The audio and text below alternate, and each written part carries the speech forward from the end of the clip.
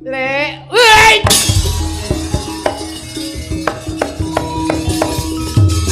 Wah!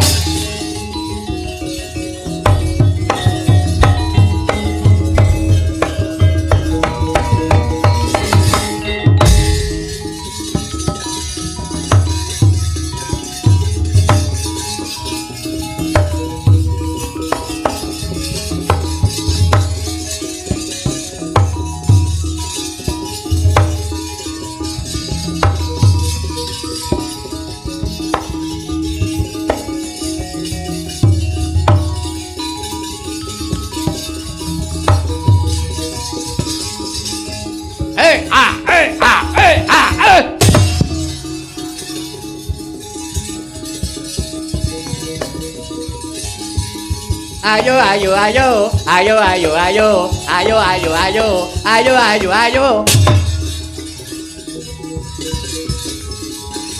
Neng no no no neng no no neng neng neng no neng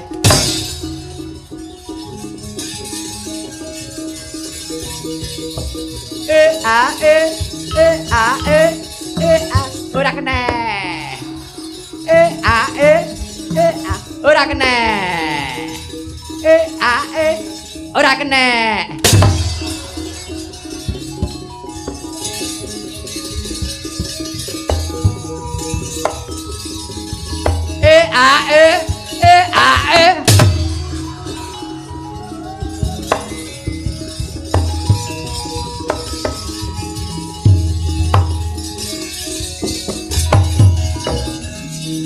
ora modal delajat apa. Wah, buta berkecil.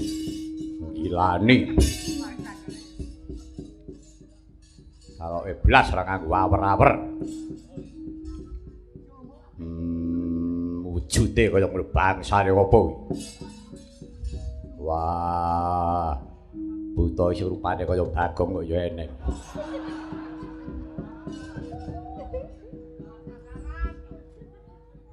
Petro, Dun. Rene. Enten apa, Den? Bagong ning kono apa ora? Bagong medal niku. Coba tontonan iki. Lho lah Bagong enten nak. Kenapa niki mau? Tak gepuk godo. Halah. Alah mati tenan, Den. Lah piye to, Gong? Alah bojomu meteng kok kowe mati. Alah. Ora mung gawe repotku. Kok mesake, Den. Bagong iki keluargane nggih. Mepet jek kepripun? Saya meneh kepiye wong ora jarak. Ku jarak karo ora nyatane Bagong mati kok pripun? Niki mengke konangan kiyaine mbuh lho. Wah, lah terus piye? Nggih mun ngeten mawon, dienggo buwang tilas, nggih. Bagong niki mengki nuwun sewu. Pun dah dirampungi sakniki mawon. Dirampung nggih. Pun. Wiwit 3 dina 7 dina, 40 dina 100 dina pendak pisan pendak pindho 1000. Dadekke siji mawon. Mengki ndak dikubur. Ngono nggih. Haragate pira? Pun Kang Sayuta ngene mawon kula rampungane pun. 600 gelem ora. Lah. Mayuta 600 sih lho. Wah, wah gede dhuwur util. Pun 4 yuta. Sayuta gelem ora. Halah. Kaya tuku wedhus. Den, niki nyawa wong nggih, ampun ngoten niku lah. Mesake. Karo tengah gelem ora. Alah. Bagong niki gedhe labuh lapete ngoten. Pun to. Gedhe labuh lapete kalih panjenengan, kalih para Pandhawa sedayanipun, ngoten. Sake. Wis 2 yuta tak bayar saiki. Den. Ampun ngoten Ku genepe tak kei ning Jodipati. Satriya tek utang. Ora 2 yuta gelem ora. Pun toh. Sakniki ngeten mawon, pun mang paringi 3,5 pun. 3,5 iki nyanak iki, pun. Tenan. Niku nek komplitan kula mboten purun. Estu.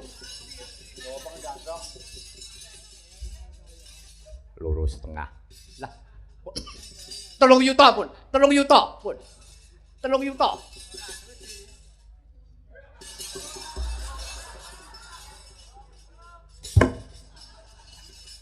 Goblok. Didapuk wayang modar anggere krungu dhuwit kok tangane kotang katung marai konangan. Sing goblok iki kowe mung kari ngental-ngentol. Nyemayani ngentol rego. Aku iki sing ngampet ambekan modar. Tak ampet kene metu kene iki. Arep entuk pangan ya. Pangan goblok iki kowe kuwi. Mbok 2 yuta ndang saut-saut ndang kowe dom wong loro ngono.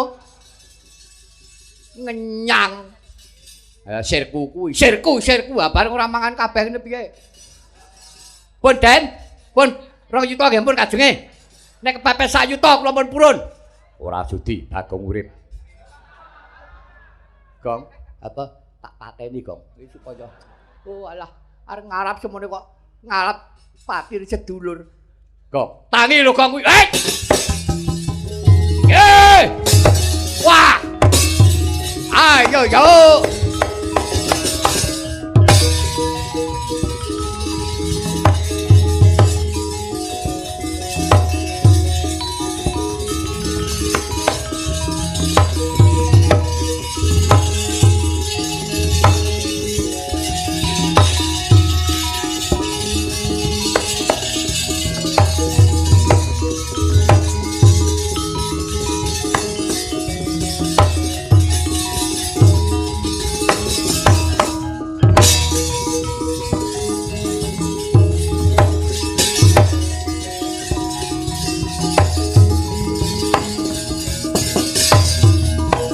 Dat kami gilan Raden Werkudara Arjuna miwah Raden Setyaki.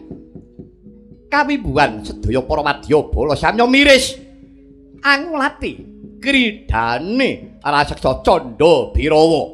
Saya dangu saya akeh ngebeki madyaning palagan. Kocap rumaos kewraning pambudi para Pandhawa. Rikala semono Gantya caritane ora kaya kang ana ing pangrantunan. Ingkang wonten pangrantunan kumaranira pandhita ing Argabelah Sang Begawan Bagaspati ingkang cumalorot saking Dirgantara.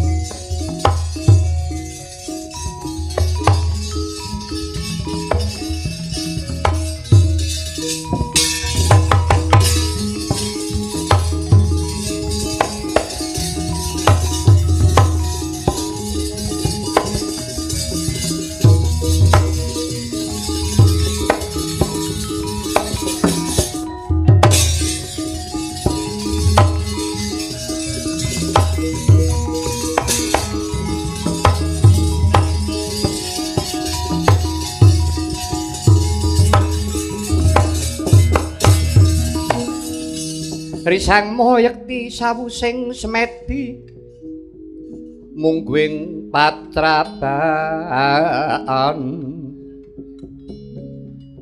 tangwani ngaliwi ciling sasongko ong saking graning arga karenantyasira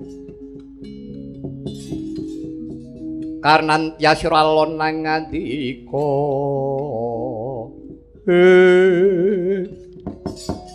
Astungkara sidham sekaring bawana langgeng ora dalah. Iki kaya wis tumeka kala mangsane nggonku kencan semayan. kelawan putraku mantu Sinarasoma rikala semana. Nanging wangune durung dungkap durung krasa atine Sinarasoma yen ta ora dak elingake. Lan manehe Candha Birawa iki ora ana wong iso ngracut nek ora sing duweni mongko sing duwe begawan Bagaspati. Narasoma kuwi mung gaduh. Candha Birawa ulatna aku sapa, Ngger?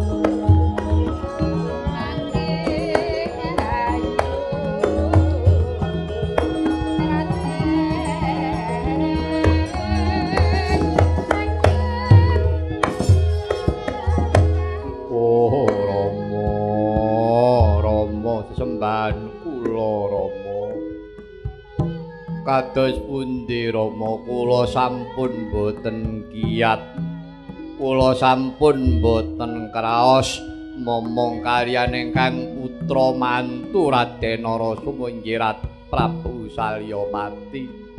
Kula nderek paduka Rama Penemban. Inggih Rama, kula nderek kaliyan paduka Rama, kula nderek wangsul paduka Rama. Inggih kula nderek paduka Rama. Pak, aku melok kowe, Pak, aku ora betah melu karo Narasoma. Aku kerep kaliren. Sebabe sing ngunyu wetenge wareg anggere sing duwe Candha Birawa wareg aku sing duwe. Mongko kono ora tau prihatin. Aku sing tele-tele terus kaweyan dipeleteske. Ning aku ora tau diopeni, apa aku wis emoh melu karo Narasoma, aku njaluk balik melu kowe. Setuju ya? Iya setuju mulane kowe. Iya. Mengko dhisik. Aja kaduk ati kajron panampa Candha Birawa. Pancen rikala semana aku nitipake kowe marang Salyapati ya Sinarasoma kinarya sarana nindakake dharma ora meksa jejeke ngadil ngayomi para kawula nanging wangune Salyapati kuwi ora bisa ngendhek-endhek marang kanepson wangune isih kedunungan watak brangasan ya wis yen to pancen mengkono Candha Birawa dene iki aku sing bakal ngracut marang kowe kabeh sabab Candha Birawa kuwi biyen ya saka aku. Inggih Rama, mula kang saka iku peningna ciptamu, menepna rasamu, aku sing bakal ngruwat karo kowe. Baliya marang asal mulamu kowe ya.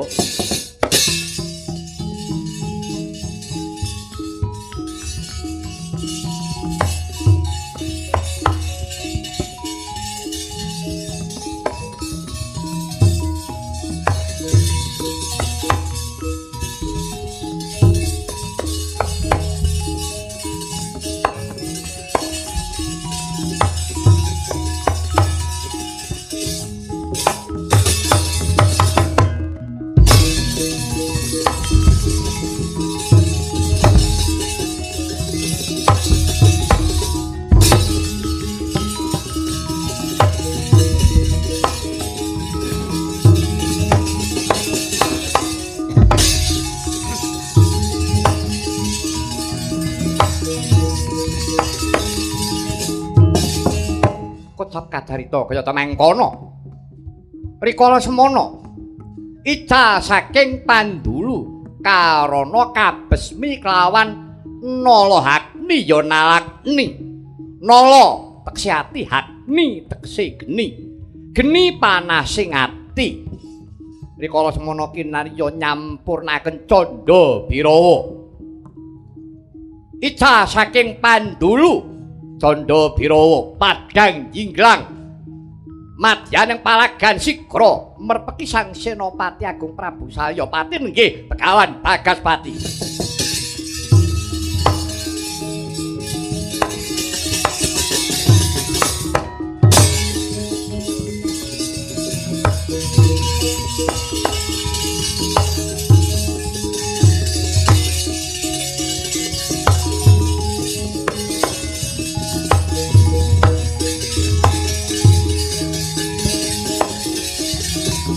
Dudu karepe dhewe sapa sing ngracun Candha Birawa iki?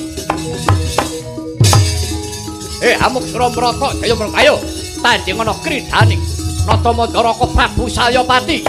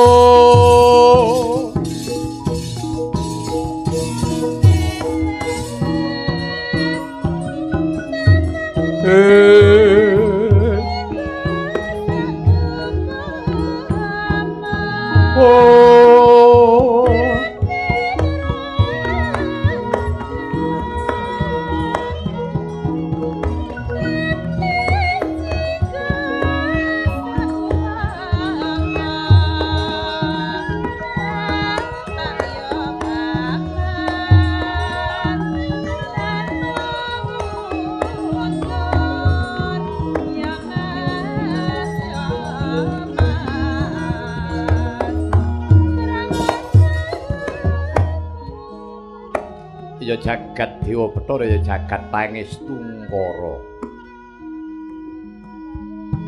Putraku nggir wong bagus anak wong sigit. Narasoma Rama Penemban. Ngaturaken sumangga ing pangatekti kula mamantuan mugi Konjuka Rama. Iya. Sanget panarimaning pun bapa dene sira ngaturake pangabekti. Salya wonten dawuh Rama. Tak rasa kaya wis ora bakal tumpang suh ideping tekadmu. Wis nggih. Bocah bagus. Wis tumeka kala mangsani barate wong lumaku bakal tumeka ndoning Kang Sinedya. Medine sira kulup eling rikala semana nalika pun bapa paring dawuh karo kowe coba eling-elingen Narasoma.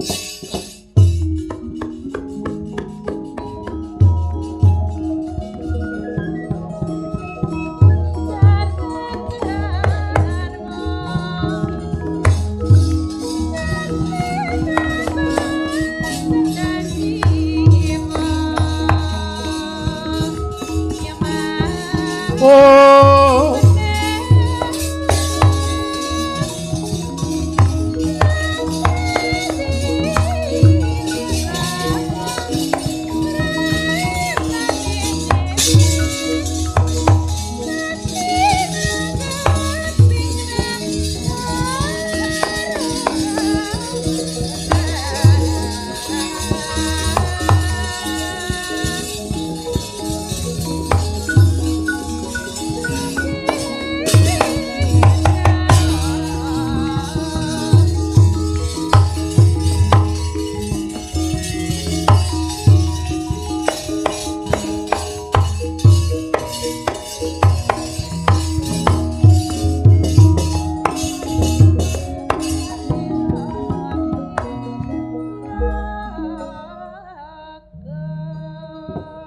arom-arom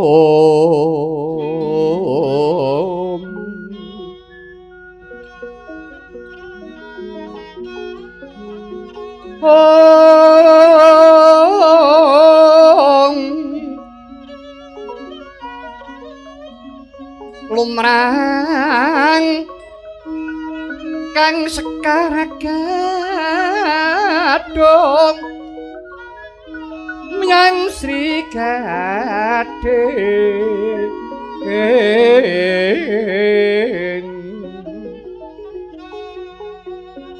rerengganing Taman Sari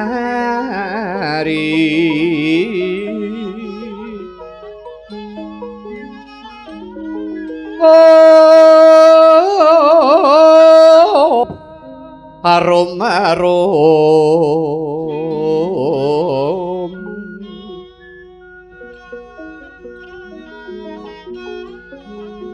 oh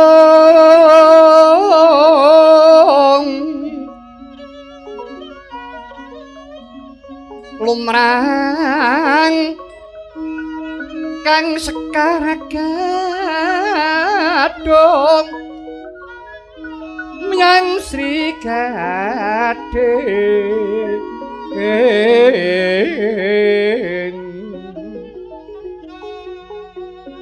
rerengganing Taman Sari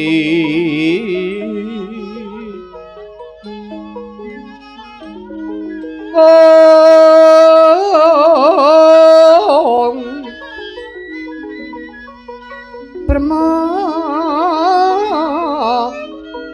orang ingsep sarine brengeng pindha pujining Pramana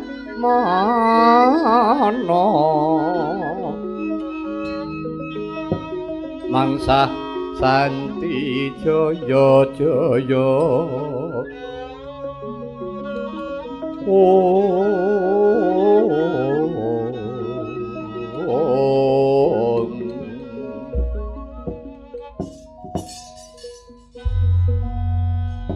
putraku nggih anakku mantu Narasoma kawula wonten timbalan iki ngadhawu Kanjeng Rama lawanku inggih Pujawati wonten timbalan ingkang ngadhawu Kanjeng Rama rumangsa bombong tiasing pun bapa ya sabat dina iki aku wis bisa netepi darmane wong tuwa nggonku peputra karo kowe Pujawati nyatane sira wis ketemu kelawan pepujaning atimu sarta satriya kang mbok tresnani ora liya si Narasoma kawula nuwun inggih Kanjeng Rama Prembang kowe ya wis duweni rasa tresna tenan lahir batin inggih Rama lah kowe piye Narasoma inggih Kanjeng Rama estanipun boten wonten wanita lumahing jagat kurping langit kajawi namung garwa kula Yayi Pujawati iya pun bapa melu bombong ger lamun mengkono dina iki kaya-kaya wis rampung jejibane pun bapa ning Madyapada Rikala semono aku mengku kelawan ibune si Pujawati nadyan ora lono sugenge tegese wis murut ing kasidhan jati aku bisa nggulawentah kelawan Pujawati nganti temekaning diwasa ketemu kelawan ya kuwi sing mengkoni katresnane ora liya mung kowe Narasoma. Inggih Kanjeng Rama. Lah mula kangsa kowe iku ngger sakwise sira wis tresna lahir batin kelawan garwamu si Pujawati. Dina iki apa kira-kira Narasoma kowe gelem bakal tak paringi ya kuwi pusaka nanging dudu wujuding gegaman nanging kasekten ingkang aran Candha Birawa. Lho niki menawi keparingipun Kanjeng Rama mekaten kula ngestakaken dawuh kula sagah nampi Rama mengkono. Inggih Rama. Bagus ning ya kuwi yen to kowe wis kedunungan kasekten aji Candha Birawa. Candha Birawa kuwi yen to wis mbok watek bisa duweni Prabowo ngetokake buta bajang kang mahewu-hewu. Uga ana kang bajang ana kang gedhe ngungkuli gunung. Bisa gawe girising mungsuh nanging ya kuwi kowe kudu sregep tarak brata kudu sregep prihatin. Ibarate gegambarane yen kowe gelem luwe Candha Birawa sing wareg teksi krasan melu kowe nanging yen sing dieloni iki ora gelem prihatin ora gelem sesirih Candha Birawa luwe ora krasan melu karo kowe. Kepriye Narasoma? Inggih. Rama menawi kepareng paduka mekaten inggih. Kula sagah nampi Rama. Ya, yen to pancen mengkono. Pujawati wonten dawuh Rama. Coba kowe methika kembang telasih kang ana ing taman kae roncenen. Yen to wis arampung mengko gawanen mrene. Kenging menapa kok kembang telasih Rama? Kenging menapa kok mboten sekar melati? Wis aja maido karo dawuhipun Bapak. Wis kana. Tinggal goleka roncenen kembang telasih. Nggih ngestaken dawuh paduka Rama.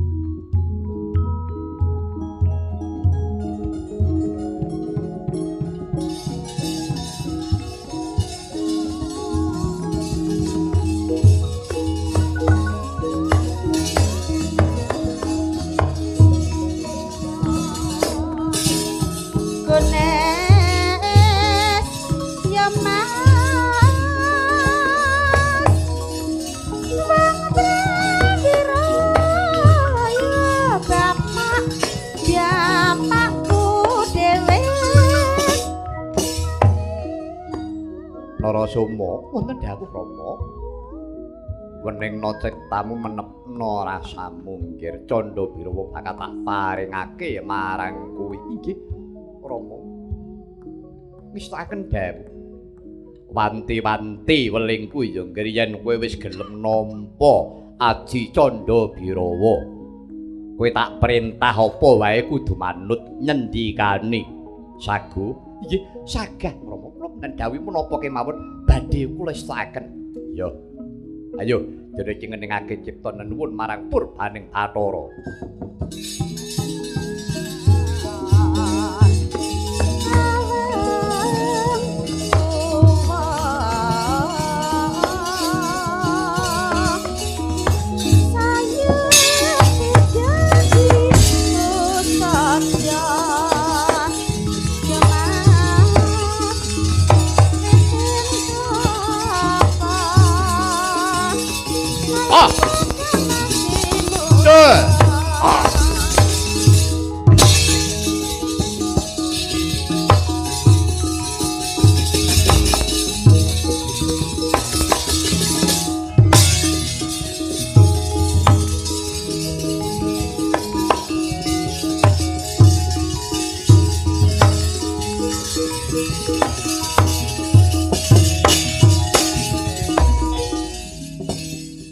Narasoma. Wonten dawuh Rama. Nah, padhang tetrawangan rasaning atiku lega, rasaning penggalihku wis ora ana sing ngribeti.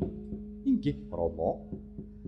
Sambung rapete kelawan paripurnaning jejibaning pun Bapa. Piwulang cara kuna urip kuwi sangka sapa, urip kuwi arep ngapa, pungkasane urip kuwi kepiye. Tegese urip kuwi peparinging Gusti sing gawe urip lantarane Bapa biyung aku karo kowe lair brol ana ing alam donya. Keneng apa kok aku karo kowe dadak urip? Tegese urip kuwi diutus, sing utus sapa? Ya Gusti sing gawe urip. Kon ngopo? Kon nindakake kewajibaning urip manut karo kodrate nalika urip. Yen kowe dadi satriya, ya satriya kang utama nganggo paugraning kasatriyan. Semono uga aku iki Brahmana, tak nindakake paugraning kabrahmanan. Mekaten Rama. Iya, pungkasaning urip piye? Ya bali ana ngersaning Kang Maha Urip. Asale urip saka Gusti, kang gawe urip ya kudu bali ana ngersaning Gusti. Ibarate macan mati ninggalo walulang, gajah mati ninggalo gading, menungso mati ninggalo amal soleh kang murakapi marang bebrayan agung. Narasoma, iki kados pundi Rama? Nah, iki wis rampung kewajibaku ning Madyapada, aku kudu bali marang loka baka, bali ana ngersaning Gusti kang akarya jagat. Mula dina iki tindakna. Dina iki pun Bapa sirnakno aku patenana Narasoma.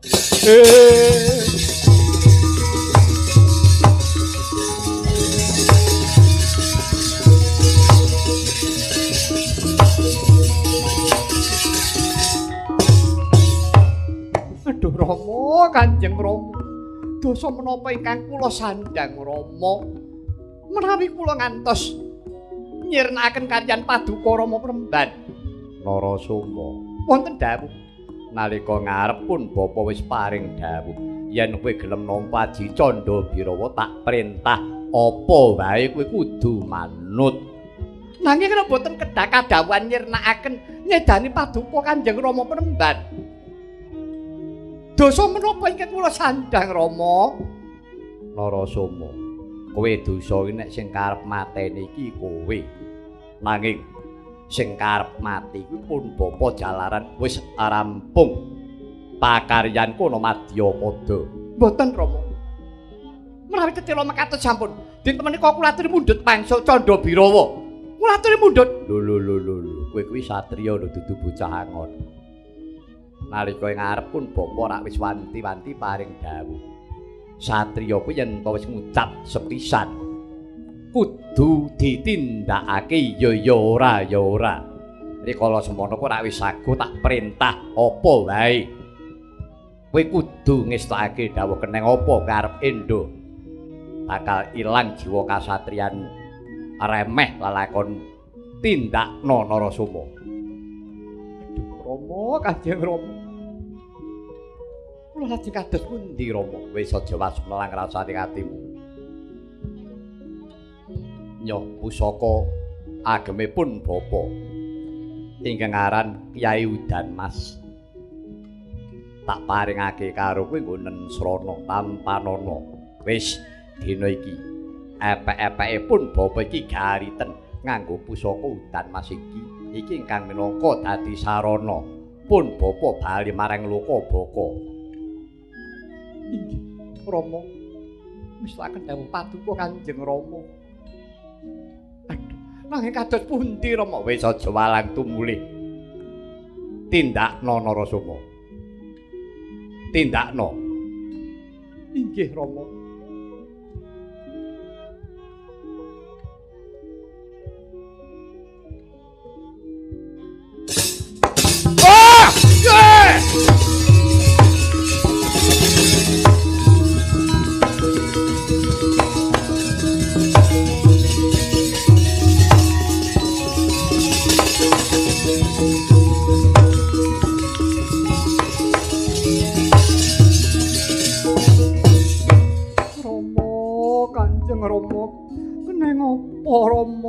ninggal katresnan karo aku Rama. Rama sembahan kula Kanjeng Rama.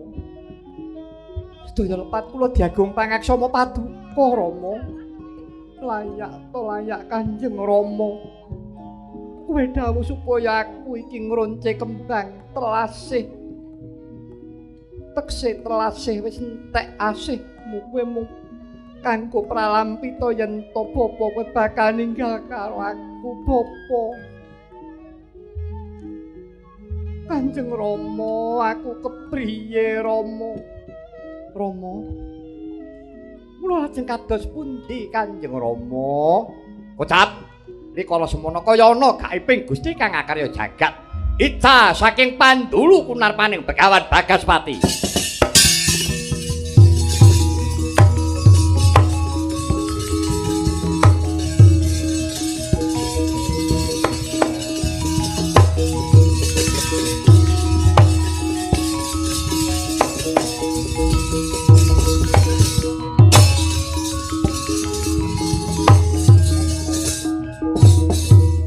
Adalah anakku nggir. Pujawati lawan kowe Narasoma wis aja karerantan jroning atimu nggir. Kowe aja nduweni rasa yen to kowe dosa, kowe ora dosa, malah kowe antuk nugraha gedhe rasa panarimaku. Aku wis suwasaka bebandaning donya sing kebak sarwa lelamisan iki. Mula kang saka iku saka gedhening tresnaku Narasoma lawan kowe. Pujawati. Besok kala mangsane sira munggah marang Lokabaka, kowe munggah marang kasuwargan bebarengan lawan pun bapa ya nggih.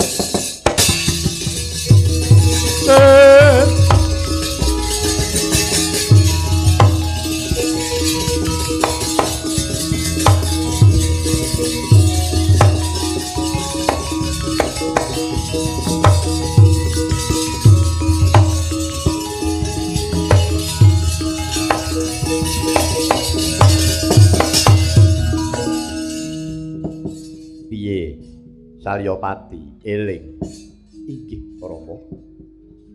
Padang tetrawangan raos sing manah kula dubi kula nampi timbalan dawuh paduka Kanjeng Rama Penemban ingkang tetela ngagengaken raos katresnan dumateng kula.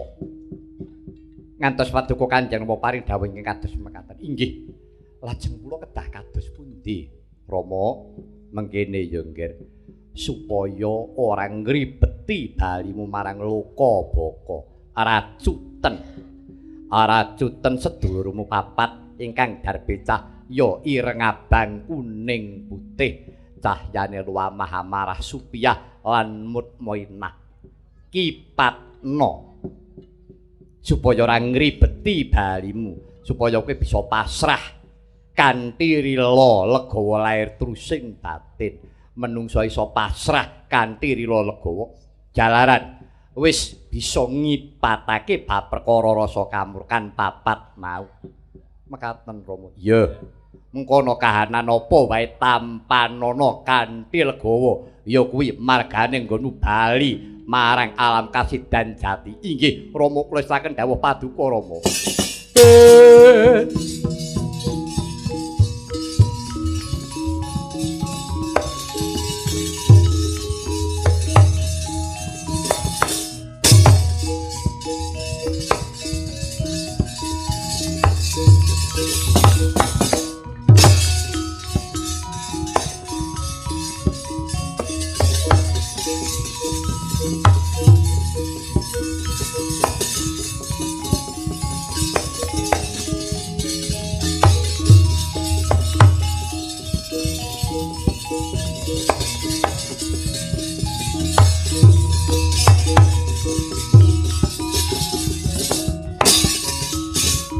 Ayo amuk Bramrata.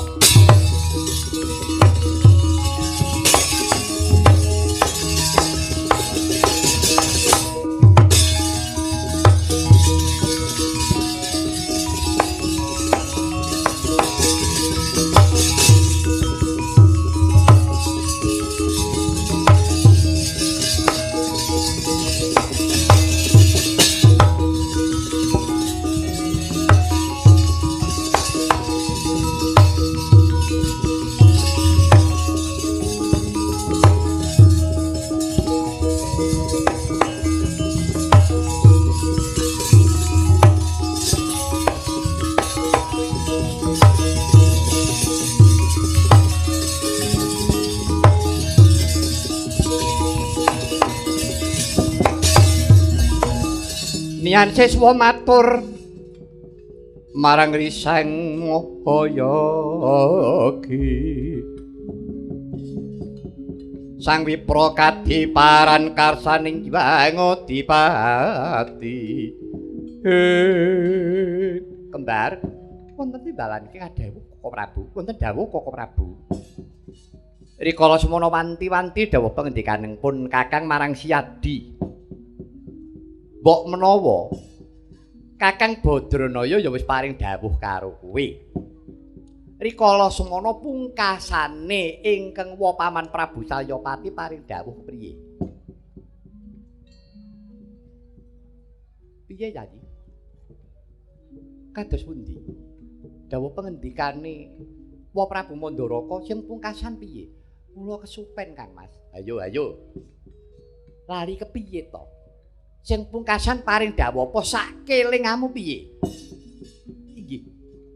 Menika sakemutan kula lho Koko Prabu, ler selenepatipun nyuwun pangapunten. Ya piye? Piye? Ngaten. Wis sing pigati bengi iki kowe baliya.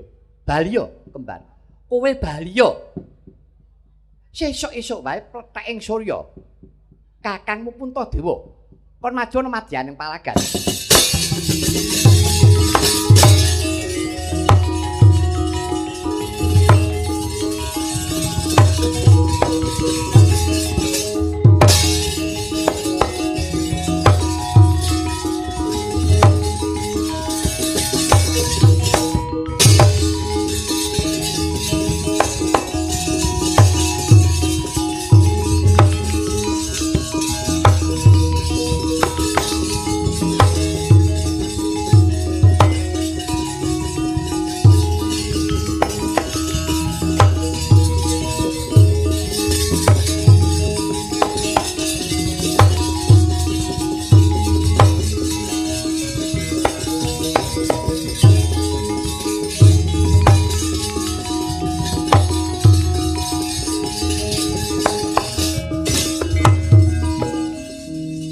Candi Samyaji wonten dawuh Koko Prabu menika wonten menapa paduka njeng Koko Prabu nganti kalian kula benten kelawan padatan pancen menika benten monggo sareng kalian pun Kakang inggih Koko Prabu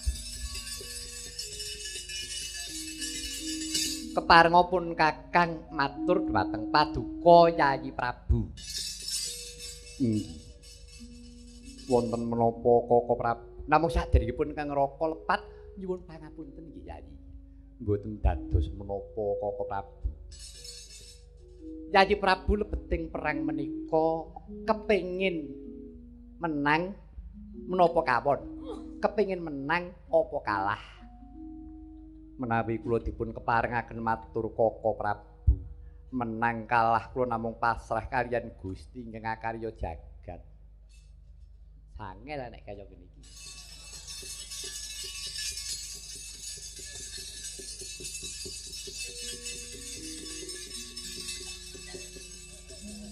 Kadangipun Kakang. Apa Kakang ya? Rene lakon iki. Kowe pilih menang apa kalah? Sak urip aku ki ora tau menang. Kalah terus. Apa? Aku ora tau entuk yoker. Udara kono ora.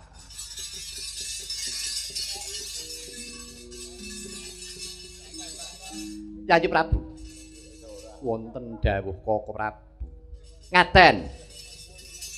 Kula ngertos menawi paduka Yayi Samyaji menika ngagengaken raos pangapunten gedhening pangapura ati suci setya legawa ora tau nyidrani janji. Inggih. Namung kedanget Yayi Prabu menika utusaning Gusti semanten ugi kula. Menika inggih namung titah limrah. Menungsa kuwi kedunungan lali luput apes rusak murka. Dinten menika Yayi keparenga Yayi Prabu nderek kalawan ego pratikelipun ingkang Raka. Keparengipun Koko Prabu. Dinten menika Yayi Prabu keparenga jumeneng dados senopati. Senopati menika kedah menapa? Kedah Bandayuda teksipun perang. Koko Prabu menapa sampun ate priksa kula perang? Inggih dereng. Kenging menapa paduka njeng Koko Prabu dawuh kaliyan kula supados Pancakara. Kula mboten menang mboten dados menapa Koko Prabu. Sekawit kula rak sampun matur menawi kula ujubing peperangan ageng menika kula mboten kepengin ngukup kamenangan. Sedaya kula namung pasrah dumateng pangwaosin Gusti ingkang ngakarya jagat. Menika leres Yayi. Namung menawi paduka Yayi Prabu ngendika kados mekaten damel ribeting manah kula. Inggih Yayi. Lajeng pun Kakang menika badhe kados pundi ribet manah kula. Jalaran pengendikanipun Yayi Samyaji menika mboten saged kula nggih paugeran. Kula namung kepengin menang apa kalah. Namung menika. Mboten kok menang kalah kula pasrah. Menika pangandikan, menika leres. Namung leresipun Yayi Prabu piyambak menika mboten murakapi dumateng sedaya ngagesang tegesipun. Paduka Yayi Prabu jumeneng ratu. Panjenengan menika dudu ratu ning kulawarga, ning ratune bangsa. Pisan malih. Puntadewa kuwi dudu ratu ning Pandhawa, dudu ratu ning kulawarga, ning ratune bangsa. Bangsa ngendi? Ngendraprastha. Ingkang sedayanipun sami manunggal sedya menapa ingkang dados keparing paduka Yayi Prabu.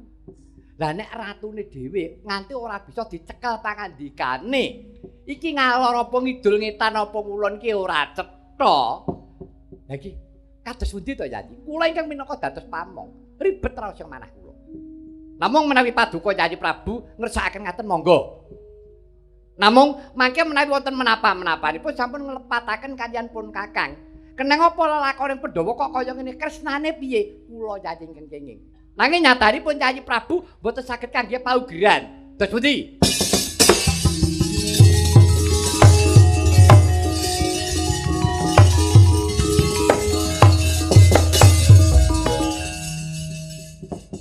Inggih Koko Prabu menawi keparingipun Koko Prabu mekaten. Kula kadhawuhan menapa Koko Prabu? Lah rak ngaten Yayi. Yayi Prabu sampun nyendikani inggih. Kula istirahaken dawuh pangandikanipun Kanjeng Koko Prabu. Wiwit jumangkah dinten menika kula atur musti pusaka jimat jamus Kalimasada. Kula aturi ngasta. Salebetipun ngasta, monggo keparing Yayi Prabu nyuraos menapa sejatosipun ingkang minangka dados isinipun jamus Kalimasada. Menawi Yayi Prabu sampun priksa isinipun lan maknanipun kedah dipun tindakaken. Sampun ngantos bendaripun Yayi Prabu priksa ning meneng bae. Mboten wonten ginanipun.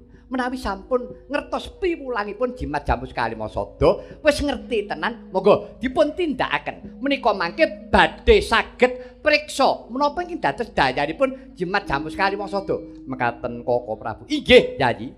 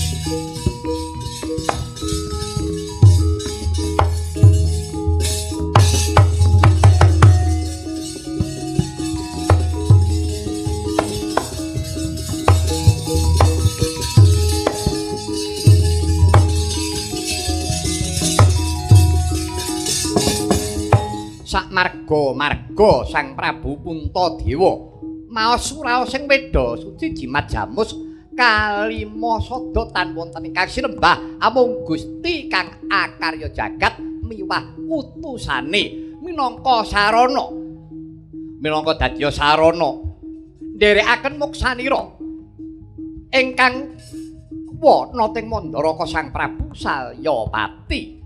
Rikala semana kaya wis ana gaiping Bathara ingkang sinengkuyung dening Kumaranira Sang Begawan Bagaspati ingkang wis ngegla hangalela mumping awang-awang. Samono jimat jamus Kalimasada cumalorot saking astanira Prabu Puntadewa, oncat saking astanira Prabu Puntadewa, tumampek jajanira Sang Prabu Salyapati rebah sami sakala Prabu Salyapati gugur pengawak kusuma bangsa.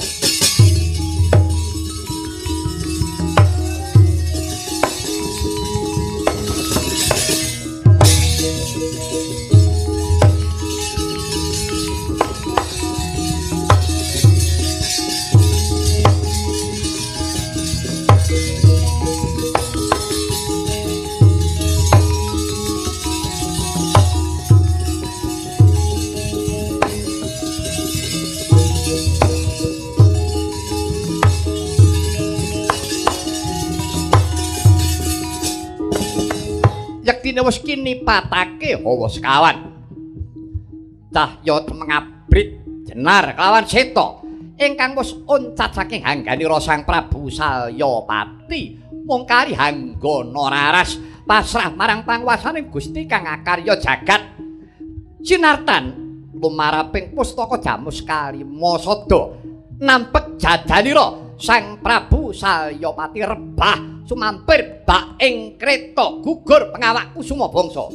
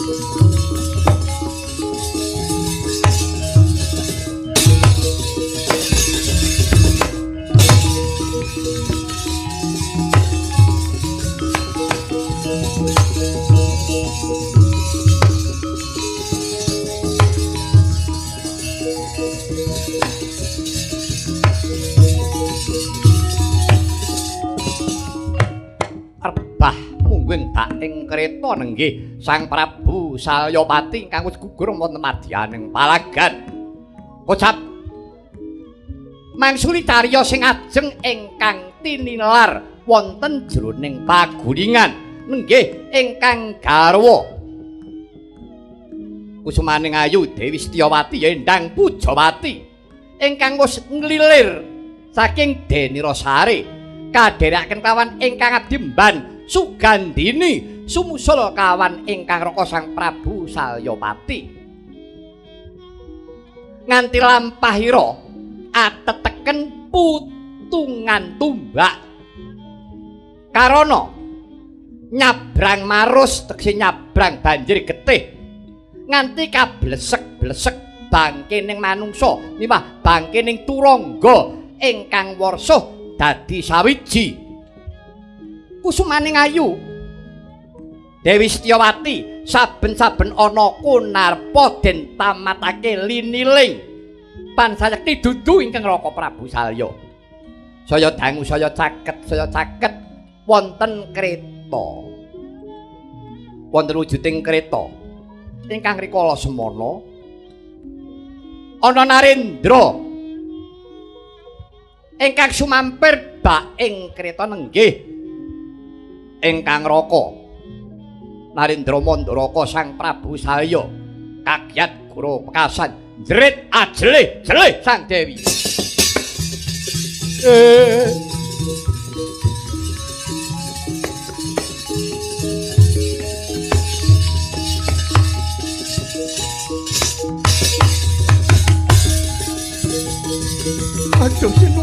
sesembahan kula sinuwun.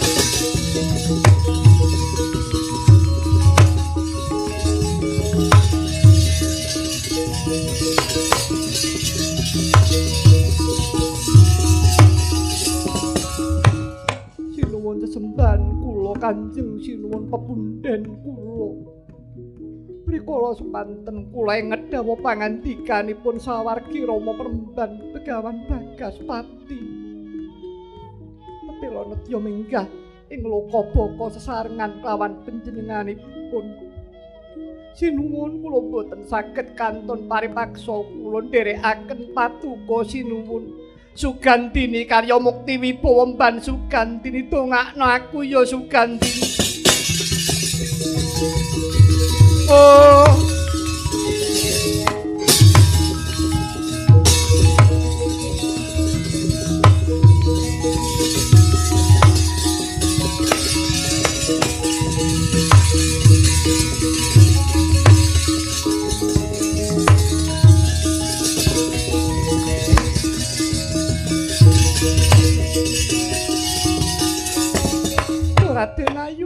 Raden Ayu kula boten saged kinggang sarikma kelawan patuko.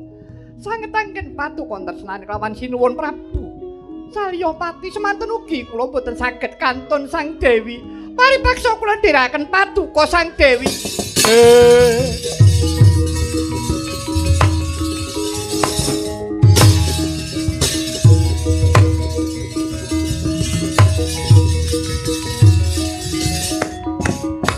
Ketiganipun wangsul mring loka baka renteng-renteng ora runtungan kaliyan Sang Begawan Bagaspati.